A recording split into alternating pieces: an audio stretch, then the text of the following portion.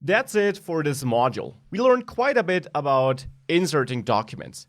There basically is insert one and insert many. With these two methods, you can insert either one document at a time or multiple documents together.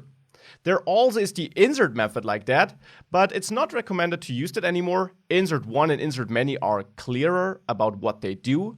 And additionally, the insert method gives you no feedback regarding the document IDs that were created, and that can be a useful piece of information in many applications. So insert one and insert many are the methods to use.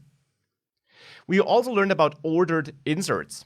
By default, when using insert many, inserts are ordered. That means that if something goes wrong, if you have some error, let's say a duplicate ID, all the documents that would come after the document that caused an error will not be written to the database. The insert is basically stopped. You can change that by switching to an unordered insert. With that ordered option, you could specify on insert many. Then your inserting process will continue even if you had an error. In both cases, and that's important, successful inserts will never be rolled back. So even with an ordered insert, if you have an error, all documents that were added before that error will stay in the database. If you need a bulk operation that is rolled back in case of an error, you should later check out the transactions module towards the end of this course, where I will dive into how that would work. Now we also had a look at the write concern. There you can control the level of guarantee you have that your write will succeed.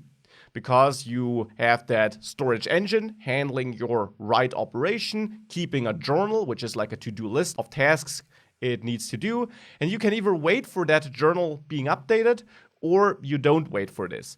And depending on that, your write will be a bit slower, but you have a higher guarantee that it really will happen eventually.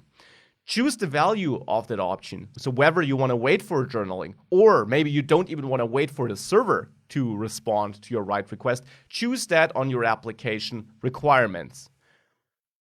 And now last but not least, we also had a look at Mongo import. That should have been pretty self-explanatory. And now you should have a solid tool set for getting data into the database. Time to move on and learn how we can also read the data there and learn about the many options we have for filtering and getting exactly the data we need.